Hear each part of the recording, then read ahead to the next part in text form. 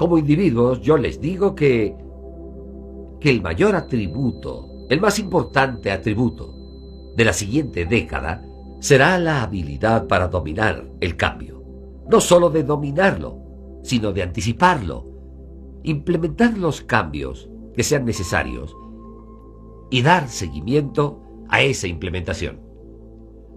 Dan Borges, un gran amigo mío, dijo una vez: es uno de los mejores futuristas del mundo. Y dijo: en el siguiente lustro habrá más cambios tecnológicos que en toda la historia conocida.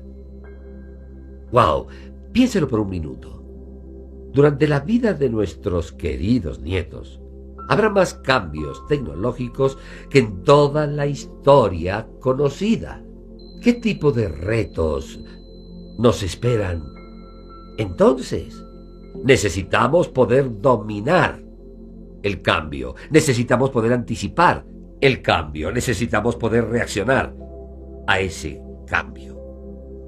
Charles Darwin dijo hace muchos años: no será la especie más fuerte la que sobrevivirá, ni la más inteligente, sino la que mejor responda al cambio. Creo que podríamos cambiar la palabra gerente allí por la palabra especie. Podríamos decir la palabra organización allí en vez de especie. ¿No es cierto? De hecho, si lo piensan por un minuto, ¿qué pasa cuando individuos u organizaciones no cambian en ese medio ambiente tan cambiante?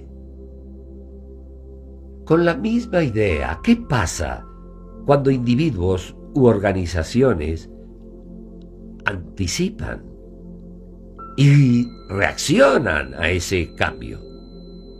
Para saberlo, piensen en sus áreas de especialidad o en sus industrias.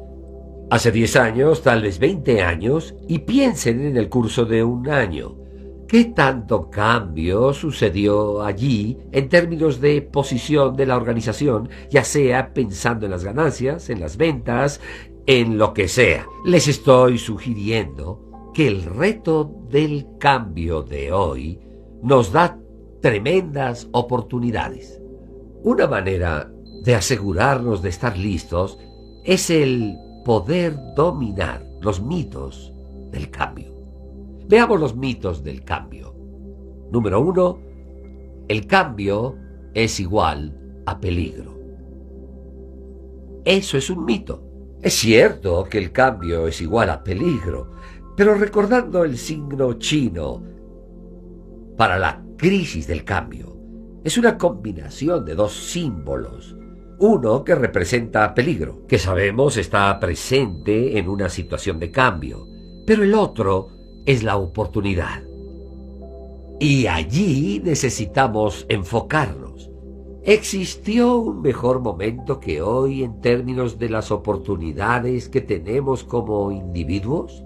Podemos crecer o lograr cosas si capitalizamos un medio ambiente de cambios, y es igual en nuestras organizaciones. Si queremos implementar los cambios apropiados, capitalizar las nuevas tendencias que llegan y los cambios en esas tendencias, eso será una gran oportunidad para nosotros. El segundo mito del cambio: las tendencias actuales seguirán. Pueden estar seguros de algo: las tendencias actuales no seguirán, van a cambiar, y debemos estar atentos a esas nuevas tendencias y así poder capitalizarlas. Mito número 3. Si no está roto, no lo arregle. Esa era una gran filosofía de la administración. Ya no lo es. Todo cambia tan rápido que si esperamos a que se rompa, será tarde y se habrá ido la oportunidad. Necesitamos estar listos antes que se rompa para hacer los cambios necesarios. Mito número 4. Las soluciones de ayer arreglarán los problemas de hoy. Como administradores ejecutivos, Necesitamos estar al día en la tecnología porque para resolver los problemas de hoy necesitaremos la tecnología de hoy y la de mañana. Y hay que estar listos. Mito número 5. Tal vez el más importante para los ejecutivos. El cambio positivo ocurrirá sin esfuerzo. No será así. Ya sea cambio individual u organizacional, requerirá esfuerzo. De hecho, el doctor Daryl Conner, un pionero de la industria del cambio, dijo: el dolor administrativo lleva al cambio. Interesante. No digo que haya que infligir dolor para lograr el cambio. Pero sí les digo que nosotros como gerentes, los responsables de implementar el cambio, debemos ayudar a quienes queremos cambiar. Debemos mostrarles el dolor que vendrá si no se saca ventaja de las oportunidades presentes y se habrá perdido o no cambiamos y los efectos del peligro de ese cambio nos ocurrirán. En otras palabras, debemos mostrar esto para que el proceso de cambio suceda efectivamente. Administración del dolor. Mostrar el dolor que vendrá si no se toma la oportunidad que pudimos tomar o no se hacen los cambios necesarios para evitar el peligro que estará allí en consecuencia.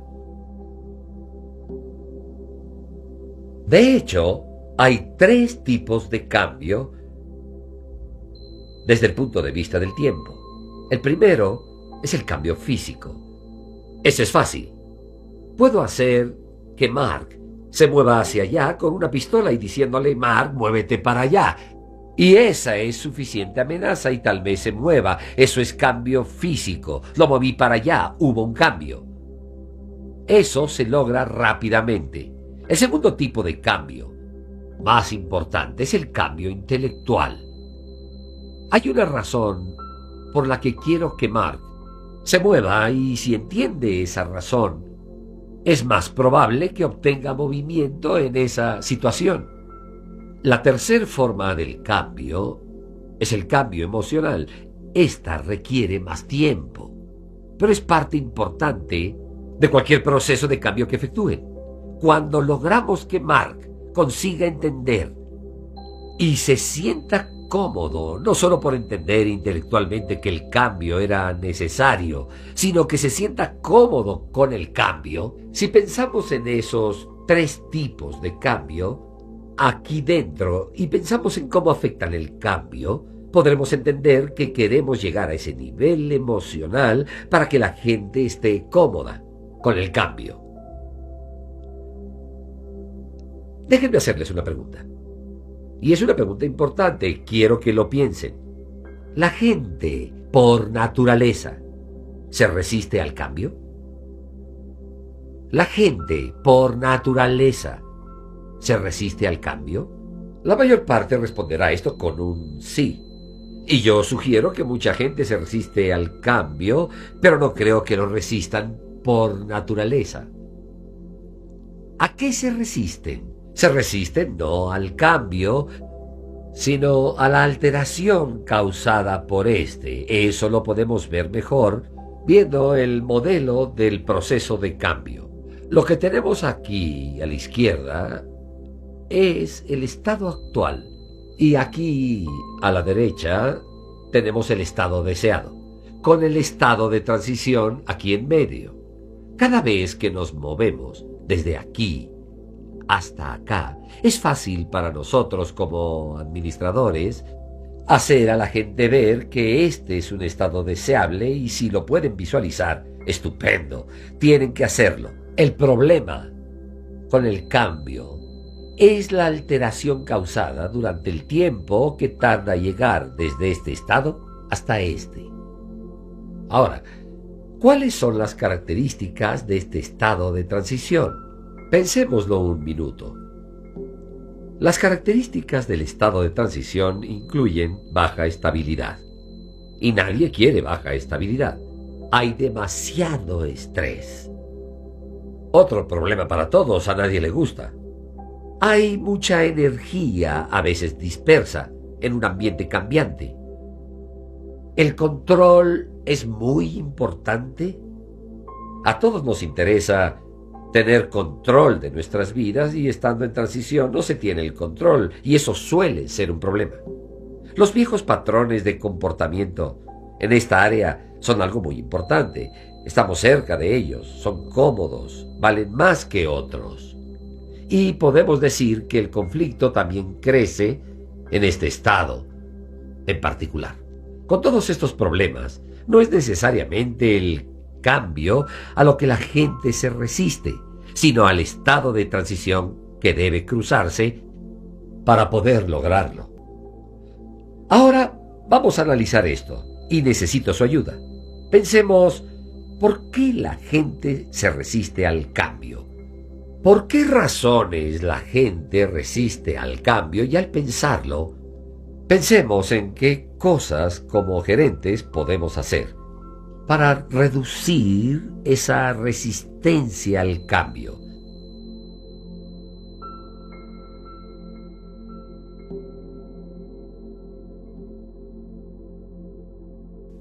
¿Por qué razones la gente se resiste al cambio? ¿Miedo a lo desconocido? El miedo a lo desconocido suele ser el primero en la lista. Así que tú piensas todo esto, Mark, y te preguntas, ¿qué hacer para reducir ese miedo a lo desconocido, ese miedo en particular en esta situación? Obviamente, cualquier información que demos para que haya menos factores desconocidos durante el cambio, esa es muy buena. ¿Alguien tiene alguna otra? ¿Sí? ¿Miedo a perder el control?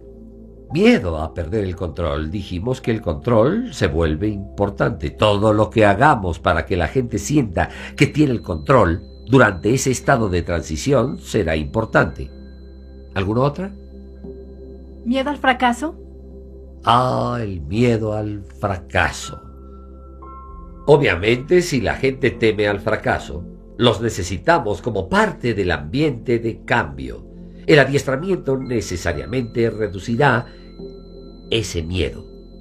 ¿Algún otro? ¿Sí? ¿Pérdida de salarios, ganancias? Sí, claro. El cambio de ambiente causa pérdida de beneficios personales, margen de ganancias o pérdida de mercado. Hay mucho por perder relacionado con la situación financiera. Todo lo que hagamos para arreglar ese problema será importante. ¿Algún otro? ¿Sí? Falta de avisos por falta de comunicación. Ese es bueno.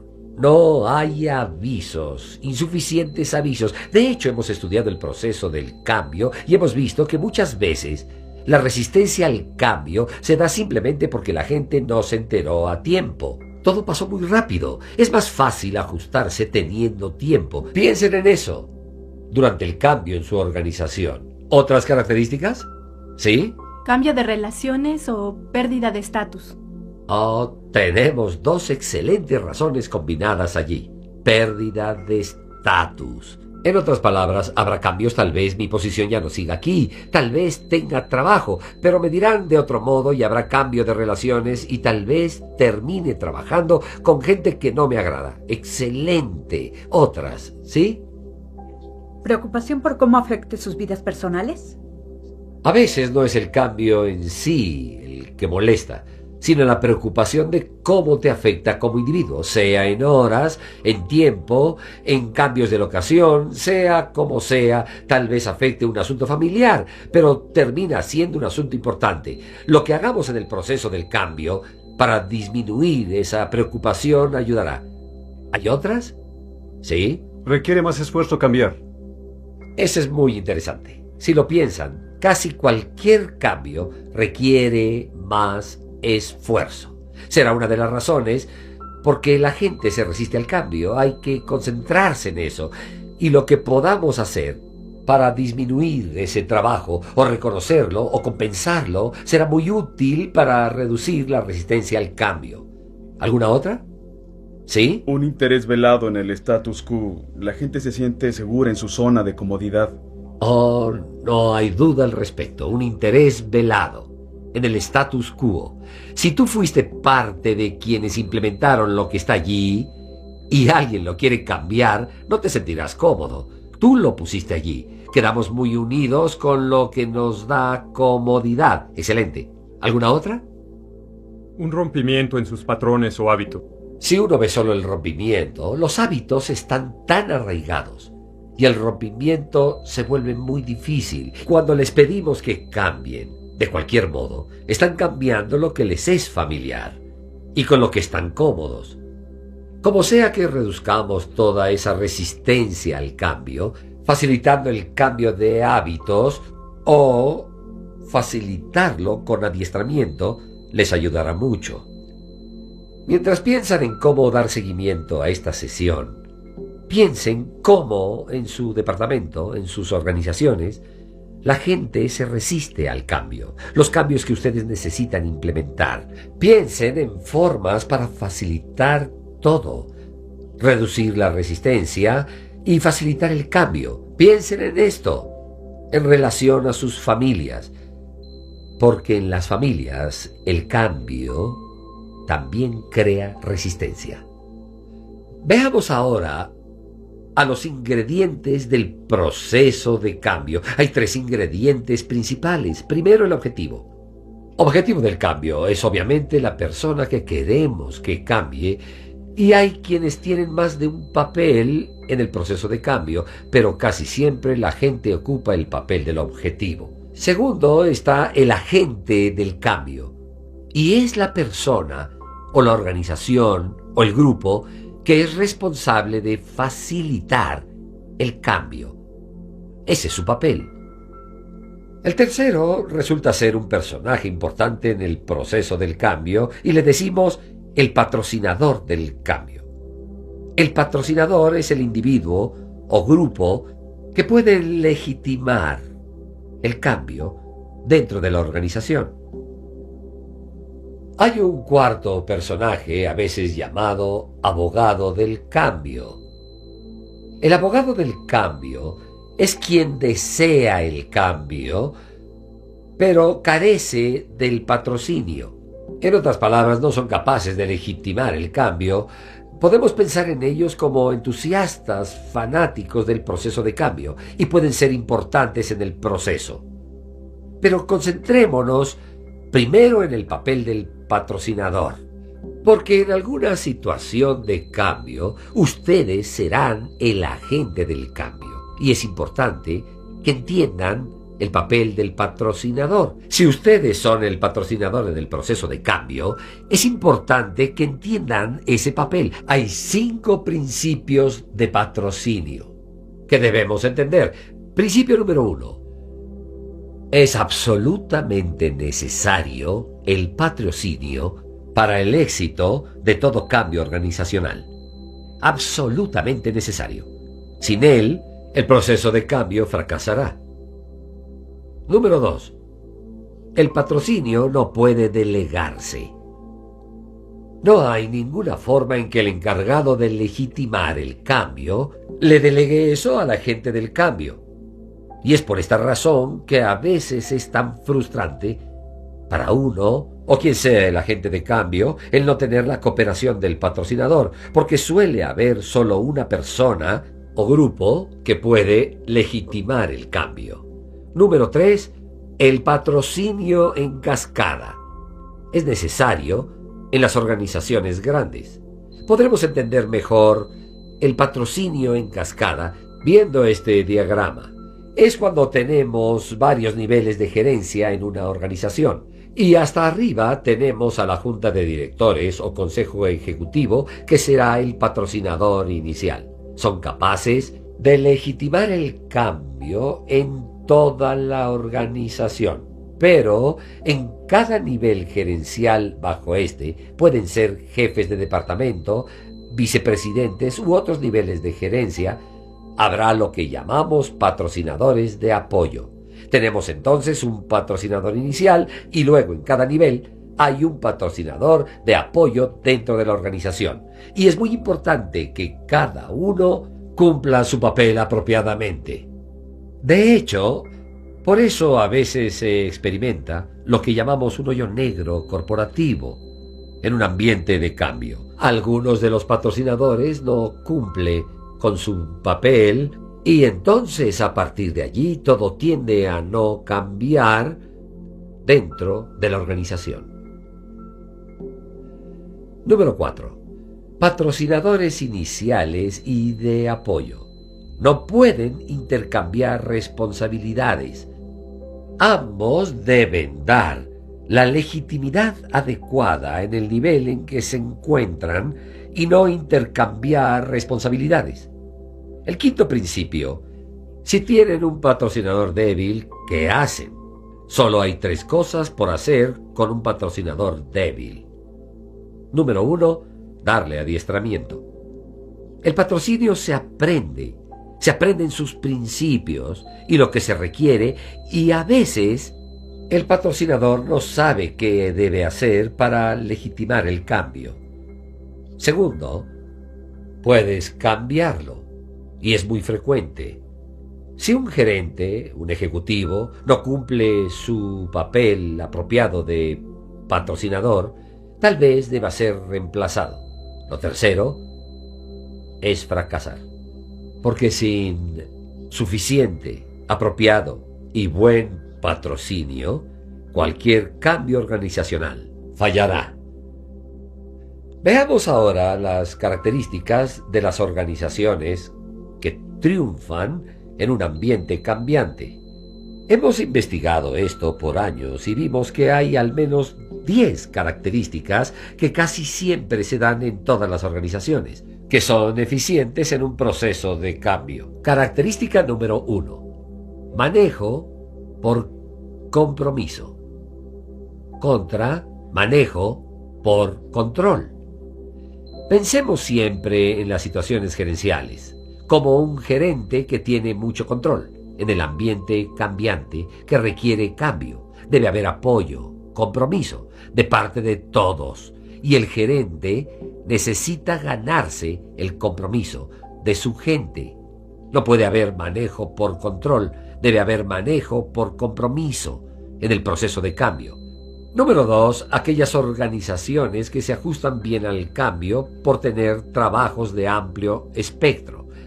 Aquí tienen trabajos de campo amplio y todos en la organización tienen una visión completa.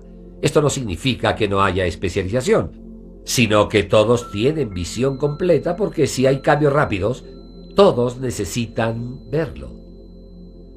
La tercera característica: la gente es para los trabajos y no viceversa. Esto no significa no contratar gente para cubrir un puesto en especial. Lo que significa es tomar a la gente que tienen y tratar de ajustar sus responsabilidades para capitalizar sus intereses particulares, necesidades y habilidades en la organización. La cuarta característica es la reducción del organigrama. Vemos menos niveles de administración en las organizaciones que son efectivas ante el cambio. Y a veces, durante el proceso de cambio, verán la eliminación de algunas capas gerenciales, y eso puede ayudar por la mejor comunicación entre los de arriba y los de abajo si hay mucho cambio. Esa comunicación tardará mucho en llegar y frenará el proceso. Número 5. Participación de los empleados en todos los niveles de la organización. Cuando ven una organización que se ajusta bien al cambio, ven participación en todos los niveles. Todos se sienten parte del cambio. Están involucrados en el cambio y eso se vuelve muy importante. Número 6. Las organizaciones que triunfan en un ambiente de cambio se adiestran más. Hay más adiestramiento disponible por el ambiente cambiante y eso es muy importante. Número 7. Es lo que llamamos enfoque multidisciplinario. En otras palabras, expertos multiniveles. Hay de hecho menos especialización, o donde hay especialización, los especialistas son capaces de trabajar cruzando departamentos, cruzando divisiones, para que todos vean la totalidad del cambio en la organización. Número 8. Un ambiente competitivo ya no funciona. Necesitamos un ambiente cooperativo. En vez de competitivo, le dan más énfasis las organizaciones que se ajustan al cambio, al ambiente cooperativo, que al competitivo. Número 9. Hay más poder en los niveles medios e incluso inferiores de administrarse, al menos durante el proceso de cambio. Otra vez por la dificultad de comunicación. Mientras más cerca está el individuo del cambio, será más capaz de ajustarse a él. Muchos gerentes de alto nivel entienden que en el proceso de cambio muchas veces delegarán más hacia abajo que en una situación normal común. El 10º y último punto que es característica de las compañías que se ajustan bien al cambio es el énfasis en los objetivos a largo plazo, en oposición a los de corto plazo.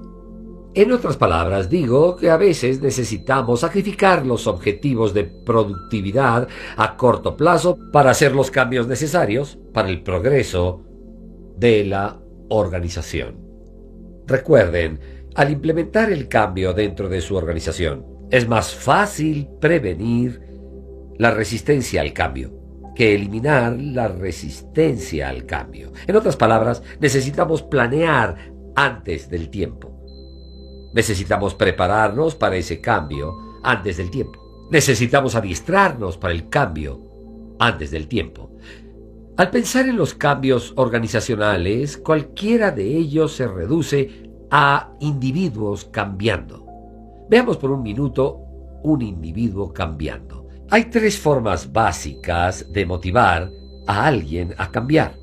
La primera es por el miedo, y es mediante el uso de algún tipo de fuerza. Si tenemos un burro, podemos ponerle junto a una camioneta y usando esa fuerza conseguiremos que el burro cambie o se mueva y funciona. Pero hay limitaciones. El burro terminará presentando resistencia y descubrirán, si usan la motivación del miedo, que si la usan mucho, y no digo que no la usen porque a veces es necesaria, pero si la usan mucho, la resistencia aparecerá.